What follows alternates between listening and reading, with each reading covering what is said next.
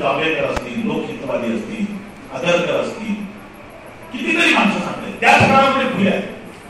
फुले सुरुवातीला फुल्यांमध्ये आणि इतर सुधारकांमध्ये काय फरक आहे?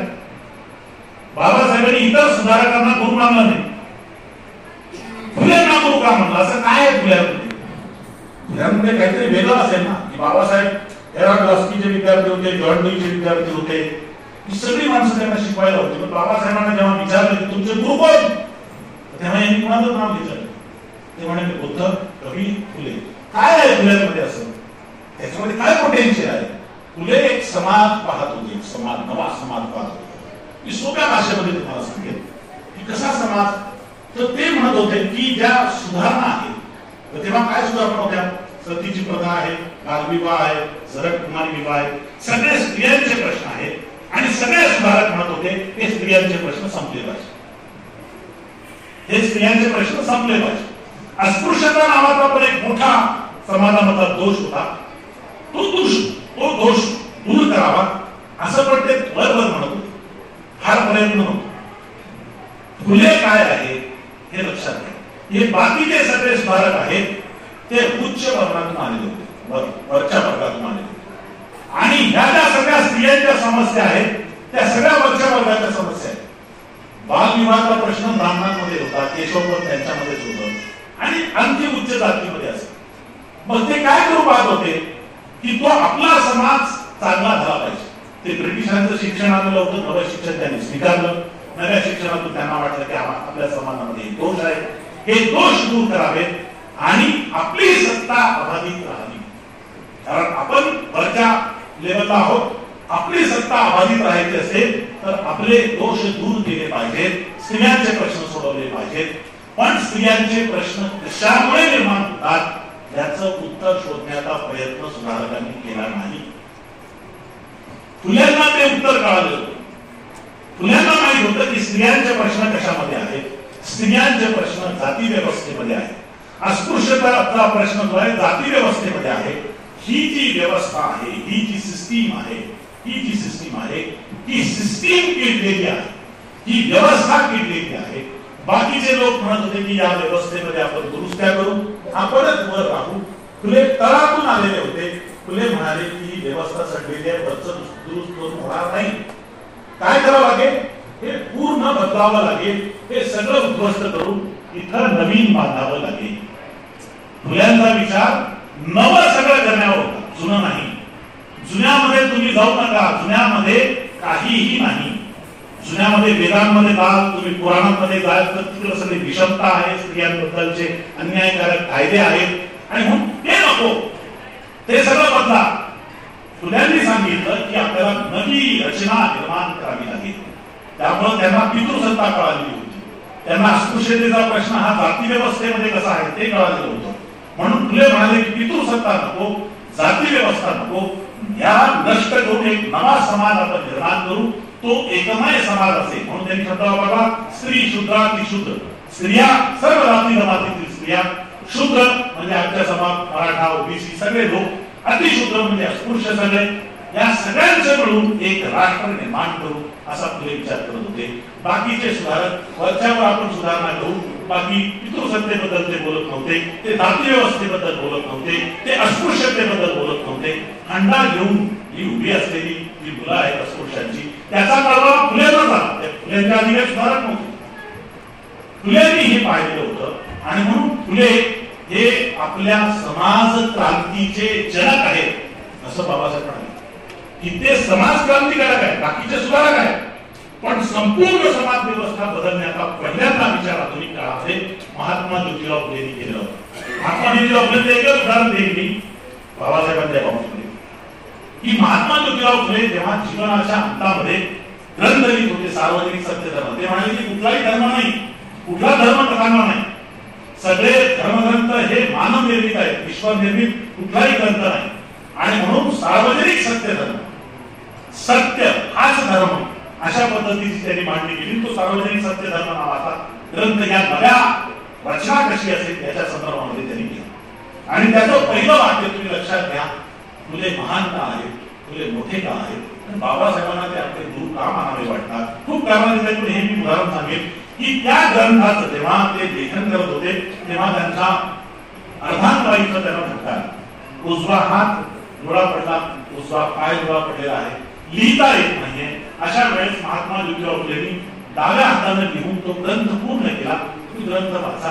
त्याचं पहिलं वाक्य जे आहे त्या ग्रंथाचं मुलींना मी मुद्दाम की त्या ग्रंथाचं पहिलं वाक्य महात्मा ज्योतिराव फुले कुणाचा विचार करतात? माळ्यांचा, मराठी माणसाचा, भारताचा कुणाचा विचार करतात? पहिलं वाक्य आहे जगातील एकंदर स्त्री पुरुष सुखी कशाने होती.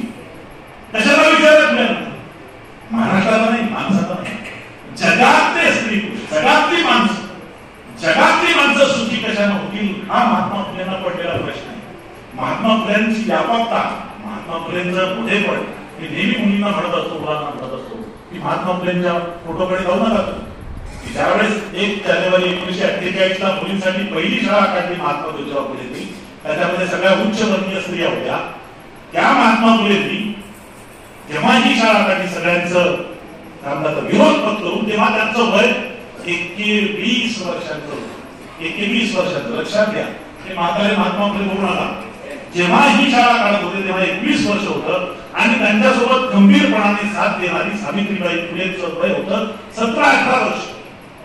17-18 वर्षाची मुलगी आहे. तुम्ही आपल्या वयाकडे बघा आणि ते संबंध देशातील स्त्रियांचा, जगातील तमाम स्त्री पुरुषांचा विचार करतात. फुलेंमध्ये इतकी कॅपॅसिटी, इतकी ताकद आहे. आणि म्हणून बाबासाहेबांसारखा महापंडित सगळ्यांचा लेखंड ज्याला आपण म्हणतो तो फुल्यांना गुरु म्हणतो. बाबासाहेबांनी पण आपल्या जीवनामध्ये याच गोष्टी केलेल्या आहेत. मी 2-3 उदाहरण घेऊन थांबणार जास्त गेला की आधुनिक भारत, बाबासाहेबांना काय करायचं होतं? प्रबुद्ध भारत, आधुनिक भारत. 2-3 उदाहरण फार उदाहरण देणार नाही तुम्हाला. एक लक्षात घ्या की बाबासाहेब आंबेडकर शिकून आलेले आहेत. जया मॅडमने सांगितलं की परदेशातून शिकून आणि त्यांना असं वाटलं की आता आपण या देशामध्ये काहीतरी काम केलं पाहिजे, आपली बांधिलकी या समाजाप्रती दिली पाहिजे. त्यांनी एक भाषण केलेलं होतं आंधळे गांधीजींना, तुम्ही नीट वाचा मुलाम केली. त्याच्यामध्ये त्यांनी हु इज ग्रेट मॅन, मोठा माणूस कुणाला म्हणावायची व्याख्या नाही. सिनेस्टार प्रसिद्ध असतो, राजा हा त्या साम्राज्यामध्ये प्रसिद्ध असतो. खरा थोर माणूस कुठला असं म्हणताना त्यांनी सांगितलं की तो थोर माणूस आहे जो आपलं कौशल्य, आपली विद्वत्ता, आपलं चांगुलपण, आपलं सगळं जे काही सर्वस्व आहे ते समाज परिवर्तनासाठी जर वापरत असेल तर तो थोर माणूस. आणि या निकषावर बाबासाहेब खरे करतात की त्यांनी आपली जी विद्वत्ता, आपले जे ज्ञान आहे ते स्वतःच्या भल्यासाठी, स्वतःच्या कुटुंबासाठी वापरलं नाही तर समाज परिवर्तनासाठी ते वापरून पाहत होते. म्हणून आल्यावर त्यांना विचारलं की या देशामध्ये बदल करायचा. साऊथ पूर्व कमिशन नावाचं कमिशन आहे. एक लक्षात घ्या, बाबासाहेबांची राज्यघटना ही काही दलितांना दिलेली नाही, देशाला दिलेली आहे. आणि जिथे जिथे म्हणून लोकशाही राष्ट्र त्यांच्यासाठी मार्गदर्शक अशी घटना दिलेली आहे. म्हणून आधुनिक भारतच नव्हे तर या सगळ्या लोकशाहीचे ते आधारस्तंभ ठरतात. ते बाबासाहेब भारतामध्ये राज्यघटनेची निर्मिती आपल्याला असं वाटतं की 1946 ला घटना समिती अस्तित्वात आली, तिथून सुरू झाली. असं नाही. ब्रिटिश भारतामध्ये आलेले होते. ब्रिटिशांनी 1857 ला तो राष्ट्रीय उठाव झाला. नंतर ब्रिटिश ईस्ट इंडिया कंपनी केली, ब्रिटिशांचं शासन सुरू झालं आणि ते दरवर्षी दर 10 वर्षांना एक रिव्ह्यू घ्यायचे, रिव्ह्यू की या देशामध्ये आपल्याला कारभार करायचा आहे तर कसे कायदे असले पाहिजे. त्याच लोकांना विचार तुम्हाला काय पाहिजे. आणि असे कमिशन जे भारतामध्ये आले होते त्या भारतातल्या सगळ्या कमिशनकडे बाबासाहेबांनी जवळपास साक्ष दिली. साक्ष देणं म्हणजे त्याच्यामध्ये कशाचा अंतर्भाव असतो. जेव्हा पहिल्यांदा साऊथ पूर्व कमिशन आलं, बाबासाहेब सिडनेहॅम कॉलेजमध्ये इकॉनॉमिक्सचे प्रोफेसर होते आणि त्यांना असं वाटलं की आपल्याला कसं काय तिथं जाता येईल. पण त्यांनी विनंती केली आणि त्यांना बोलवण्यात आणि तिथं त्यांनी मागणी केली. पहिल्यांदा ते म्हणाले की अस्पृश्य जे आहेत, डिप्रेस्ड क्लास जे आहेत, हे स्वतंत्र अल्पसंख्याक आहेत, ते मायनॉरिटीज आहेत आणि इतर मायनॉरिटीजना जसं तुम्ही राजकीय प्रतिनिधित्व देता तसं या अस्पृश्यांना, या डिप्रेस्ड क्लासला सुद्धा प्रतिनिधित्व द्या काउन्सिलमध्ये. काउन्सिल विधिमंडळ त्याच्यामध्ये तुम्ही प्रतिनिधित्व द्या. हा त्यांनी मुद्दा मांडला. निसंशय हा दलितांच्या हिताचा मुद्दा होता. पण त्याच्यासोबत जे 2 मुद्दे मांडले ते आपल्याला लोक सांगत नाही. बाबासाहेबांनी तिथे आणखी 2 मुद्दे मांडले. ते म्हणाले की तुम्ही जे ब्रिटिश लोक आहात तर ते त्या काउन्सिलमध्ये तुम्ही नियुक्त करता लोकांना. तुम्हीच प्रतिनिधी नियुक्त करा भारताचे प्रतिनिधी, तर तुम्ही तसं करू नका. तुम्ही निवडणूक घ्या.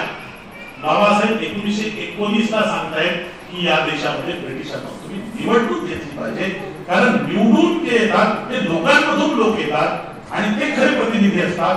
तुम्ही जे नियुक्त करतात ते काही त्या समाजाचे, ते आमचे काही प्रतिनिधी नसतात. आणि दुसरी एक गोष्ट त्यांनी सांगितली, मागणी केली. ती मागणी होती की हे जे इलेक्शन आहे त्या इलेक्शनला मतदान कोण करेल. तर मतदान घ्यायचं असेल तर मतदान कोण करेल. काही लोक म्हणाले की इतकं शिक्षण झालेल्या लोकांना मतदानाचा अधिकार असावा.